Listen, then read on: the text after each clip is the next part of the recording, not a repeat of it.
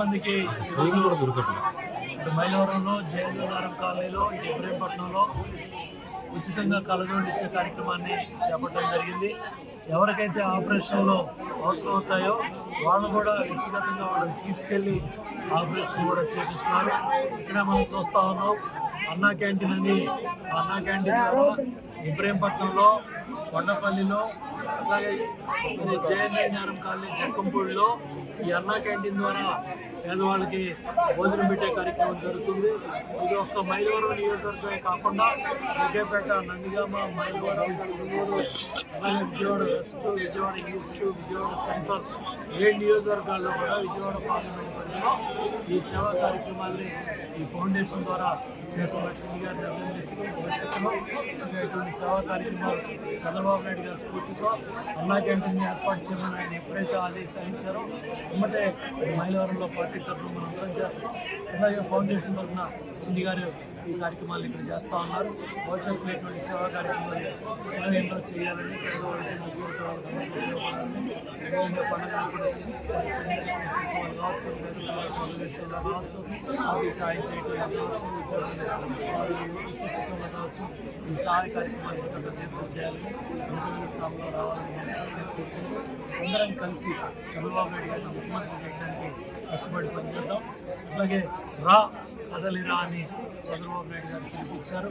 దానికి బహిరంగ సభకి ఈ 5వ తారీఖున శ్రీకారం చుట్టి మొట్టమొదటి కార్యక్రమం ప్రారంభమవుతూ ఉంది. అదేవిధంగా 7వ తారీఖున మన ఎన్టీఆర్ జిల్లా తిరువురులో చంద్రబాబు నాయుడు గారు బహిరంగ సభకు వస్తున్నారు.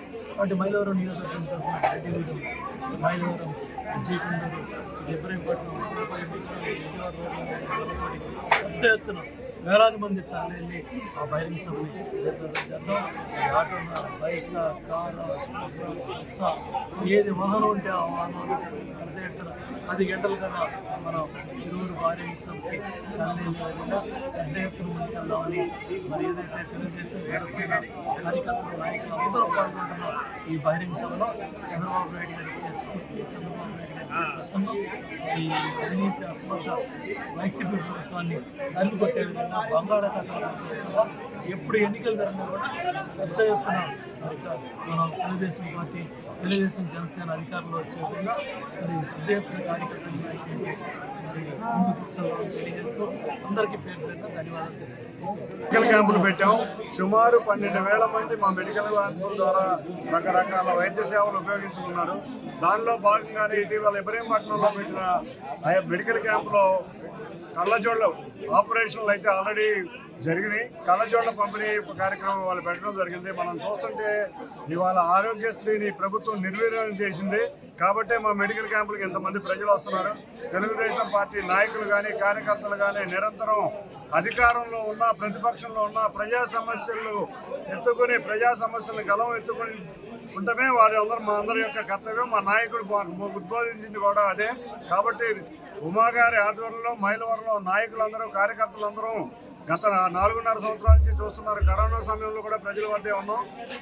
రేపు రాబోయే ప్రజాప్రభుత్వంలో ఈ మనకున్న సమస్యలన్నీ తీరిపోయి చంద్రబాబు నాయుడు గారిని ముఖ్యమంత్రి చేసుకుని 175 నియోజకవర్గాల్లో 160 నియోజకవర్గాలు పైగా జనసేన, టీడీపీ అభ్యర్థులు గెలవాలని కోరుకుంటూ మరొకసారి ఇటువంటి సేవా కార్యక్రమాలకు మేమందరం ముందుంటాం. రేపు రాబోయే ప్రభుత్వంలో మళ్ళీ అన్నా క్యాంటీన్ కూడా పునరుద్ధరించబోతున్నాం. కాబట్టి మేమందరం మిగతా సేవా కార్యక్రమాల్లో అందరం ముందుండి తప్పకుండా ఈ సేవా కార్యక్రమాలు నిర్వర్తిస్తామని చెప్పుకుంటూ తెలియజేస్తున్నాం. మరిన్ని వీడియోస్ కోసం ఛానల్ ని సబ్స్క్రైబ్ చేయండి. లేటెస్ట్ అప్డేట్స్ కోసం వాట్సాప్ ఛానల్ ని ఫాలో చేయండి. అండ్ లింక్ డిస్క్రిప్షన్ లో ఉంది.